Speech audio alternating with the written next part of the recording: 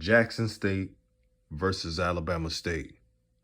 Oh yeah, I don't think Coach Prime forgot what they did.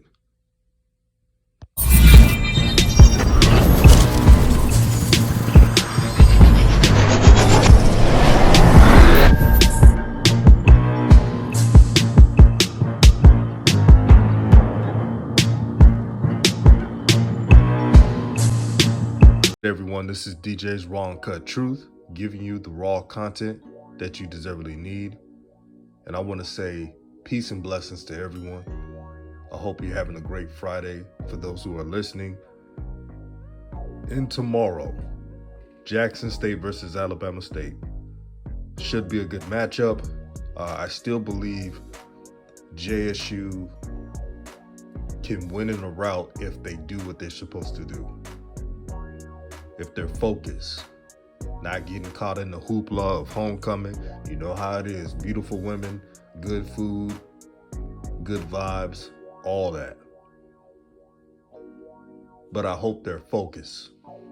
I hope they're recharged. And the most important part of it all, I expect them to be motivated.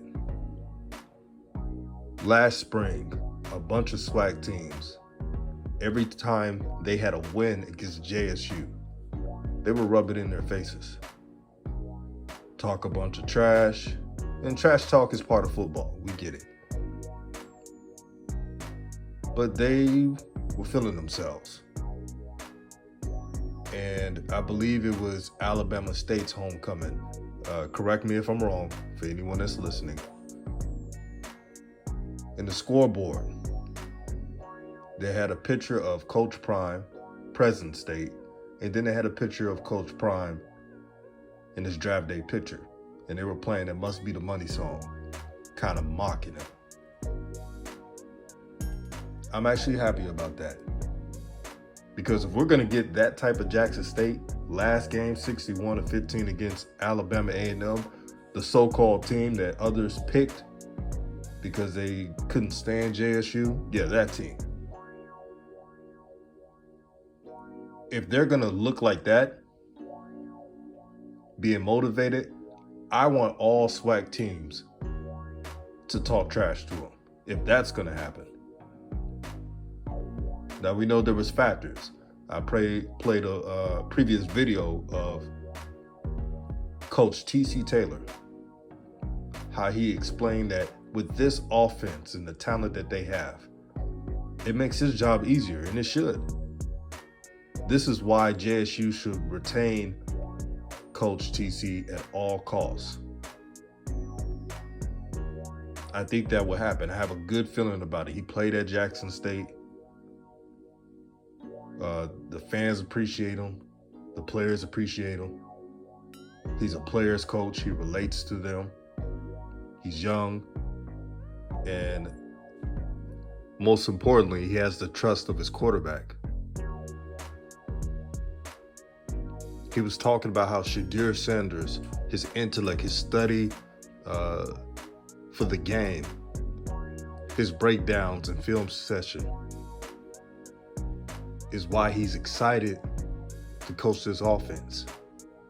As a quarterback, when you hear your offensive coordinator say good things like that about you, it makes you play harder than you're already going to. It also lets yourself know that I gotta come to these games with my A game because I don't want to let my coaches down because they believe in me so much. And I'm sure Shadir, when he does something wrong on a practice or in a game, the coaches will keep it real with him. He seems like a young man who takes coaching well, good or bad. And that's the type of traits you need to make it to the next level. The NFL is a man's game. It is a man's game. And only the few survive. I believe the young brother has the mental makeup to get to that point when his career is done at Jackson State. But back to the game. because it's about JSU versus Alabama State. I stated in the last video about the safeties. If you look at film, if you watch Alabama State play, their safeties are probably one of the worst in the SWAC. There's nothing against the players. Maybe they can get that fixed, but that's their weakest spot. That's something that JSU has to attack and attack efficiently. So I don't want to see any false starts from the players, boneheaded penalties. Penalties just like not getting your feet set to set the play. Things like that, things that are avoidable, should not happen in this game. And I'm so glad Coach Prime brought up the buffoonish penalties and how that is holding their offense back. Even though they scored 60 points, JSU probably could have scored 80. I'm not exaggerating. They probably could have scored 80 if the penalties did not happen. They punted it 2 times because of penalties. Alabama State is a better defense than Alabama A&M. It's night and day. The linebackers are extremely quick. Matter of fact, their linebackers are so quick, I think it helps the safeties. This is why Alabama A&M has not A&M, but Alabama State has a respectable defense.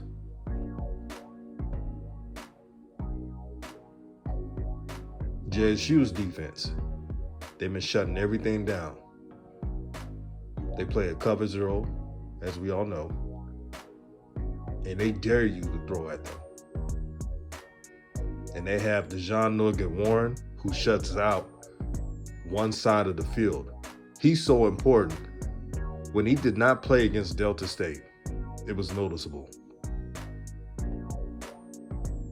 The other corners are good corners, but Nugget and his ability to take away half the field was surely missed. It was surely missed. And just like you saw against Alabama A&M, when he's out there, it's really tough to catch on him. The only time I've seen receivers catch on Nugget is if he's scooting back because of a defensive coverage. They play cover one defense at times, and they're just letting you get some yards. That's about it. But he ain't letting you have anything. You better be that dude at receiver if you want to catch a pass on Nugget.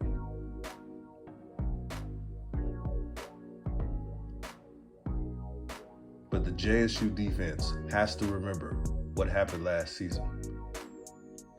Even though a lot of the defensive players are different from last spring, they watched that game. Ezra Gray destroyed them. They made Ezra Gray look like prime version of Chris Johnson. Explosive runs out through the game. And it was a weird game because there was times where they will bottle up Ezra Gray. And then when the game goes on, a little crease here and there, Ezra Gray just takes it to the house. That can't happen. Keontae Hampton and Aubrey Miller should fix that. For the safeties of Jackson State, John Huggins, who's a talented player, they're just not coverage safeties. I want them to be sound and disciplined in coverage, to read their keys.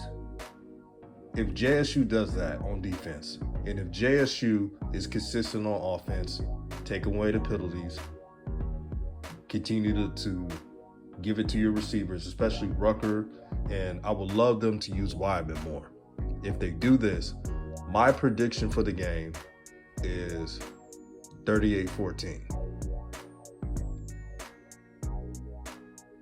On SWAC Buzz's channel yesterday, I saw some people say the JSU should score 40 or 50. That could happen, but I doubt it. I think Alabama State has more pride than that. But I got 38-14. Shout out to Swac Buzz, by the way.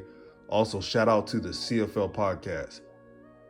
When you want to get your information on the SWAC, want to know what's going on in the SWAC, hit up the CFL podcast. Great brother. Very informative. And yeah, subscribe to his channel. 38-14 is what I got. The reason why I have 14 points, I believe that Jackson State will give up 2 touchdowns. And the only reason why I say that is because I don't know if you realize this, when Jackson State scores, when they're in their 30s in points, and they didn't give up enough touchdowns or so, they usually bring the backups in early. They always do that. They did that against Tennessee State.